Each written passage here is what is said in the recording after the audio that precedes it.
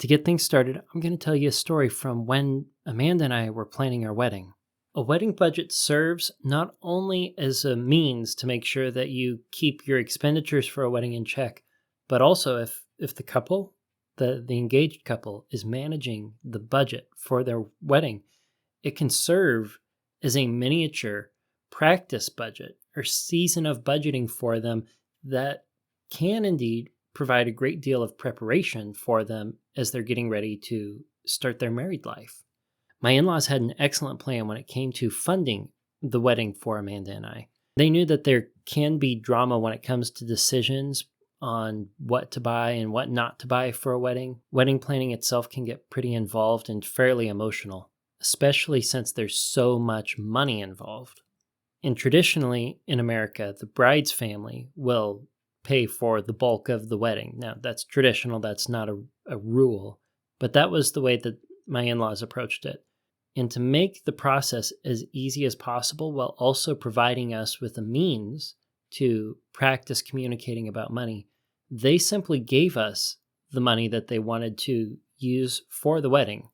If we didn't use all of the money for the wedding, they said we could keep whatever was left over to help give our married life a kickstart. And that was very generous of them. They had basically sat down and asked themselves, what does a decent wedding cost? And how much are we able and willing to provide for that wedding? With the funds in hand, Amanda and I engaged with our first budgeting adventure with our wedding. And having the maximum amount that we could spend on the wedding that we were basically given by Amanda's mom and dad, we knew what we needed to keep the wedding under as far as cost goes. We weren't going to be providing anything over and beyond that. At least that was our plan. Naturally, the first question is, well, where do we begin? We have the money for the wedding, but we don't know exactly what it is that we're spending on. So we needed to break down what mattered to us and share with the things that we definitely wanted in the wedding, things that we would like in the wedding, and things that we don't necessarily need to spend the money for. Having the wedding budget was a great way for us to share our values and virtues with each other, practice communicating about money. It was also a great exercise for us for listening to each other and hearing what mattered to each other, how we were similar and how we were different. Here are a few examples of some of the things that we really wanted. We knew that we wanted to invite as many friends and family members as possible. Our number one factor on selecting a venue was going to be capacity for seating. Something that mattered to me, also connected to the venue, was the acoustics of the space. I've been to wedding receptions where the floor, the ceiling, the walls are very hard and it's kind of echoey. So when the father of the bride or the groomsmen are giving speeches, you ended up not being able to understand what it was they were saying. The intelligibility was low. And the music, when they were playing it loud, but it felt even louder in the space. I didn't want that. I wanted a wedding reception venue that had good acoustics built into it. I wanted good acoustical treatment. I wanted preferably a carpeted-ish floor, like a nice hotel ballroom. And I wanted a speaker system that was distributed throughout the room so that even though you had a lot of people in there, everyone could hear the speech and hear it intelligibly. For Amanda, she really valued the idea of having a video that we could watch and relive our wedding day in a short little 2-3 minute trailer style video that summarized the highlights. It was something that we had talked about when we were discussing photography. Originally, we decided that we weren't going to do the video so that the cost could go somewhere else. But Amanda came back and mentioned that it was something that she did think would be really valuable and that we should prioritize for that day. Things that we cut included the garter toss and the bouquet toss. This was because we didn't really value the idea of me crawling under her dress and doing the whole thing to get the garter and then tossing it.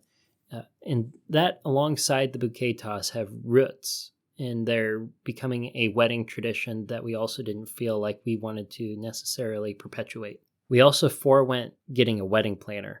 Amanda and I both enjoy planning things with details and getting the schedules worked out, and we had the time and the talent to do a good job with that. So we were able to save the money that we otherwise would have used to hire a wedding planner and applied it to some of our priorities like the wedding video.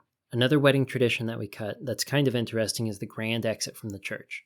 We had been to a number of weddings where it was fun to do the grand exit, and you got to throw rice or leaves or bubbles or have sparklers, and you cheer, and the couple runs out and they get into the fancy old car or the limousine.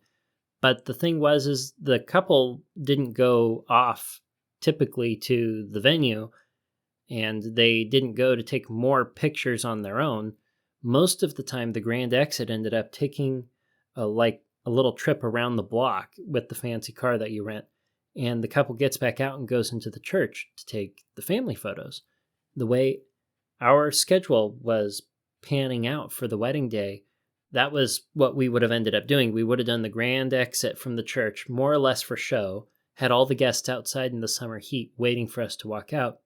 Then we would get into the fancy car that we rented just to drive around the block. Because this particular event was lacking utility and didn't have anything of substance that we valued, we weren't really wanting to put money towards a short car ride in a fancy car, and we didn't think it was going to be conducive for our wedding guests. We decided to simply cut that one out. And from what I could tell, I don't think anyone missed it. We were able to take the time that we saved from that and increase how much time we got to spend at the wedding reception. We also got to be extra intentional with our photographer selection. We had found that a number of wedding photographers charged for a package where they take the photos, but if you wanted digital files or if you wanted prints, they would be an additional charge down the road. I especially wanted to have access to the digital files without any additional fee. I wanted that to be wrapped up in the initial charge. Reason being is I have a printer where we could print basically any photo that we wanted. I didn't have any interest in buying prints. I didn't care if they charged for prints, but the digital photos, well, I certainly would want to have access to all of those, even if they were just raw photos that could be edited later. We ended up selecting a photographer with the most frugal package given our situation and what it was that we wanted from wedding photos. I also got to design the stationery, the invites, the save the dates, because I have some background in graphic design. I got to do some really cool color coordination stuff across the breadth of all of the things that needed printed for the wedding. And that saved us some money. We also saved some good money on wedding decorations.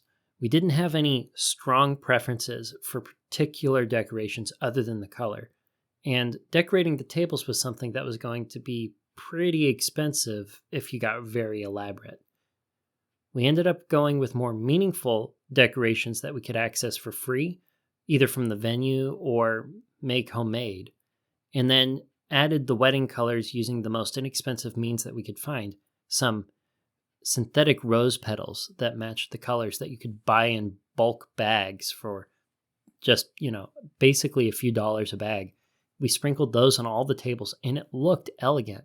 And it looked elegant on a very tight budget for the decorations. This is a great example of us really directing the money toward what mattered most to us. And that's how the whole of the wedding ended up going as we worked through the wedding budget.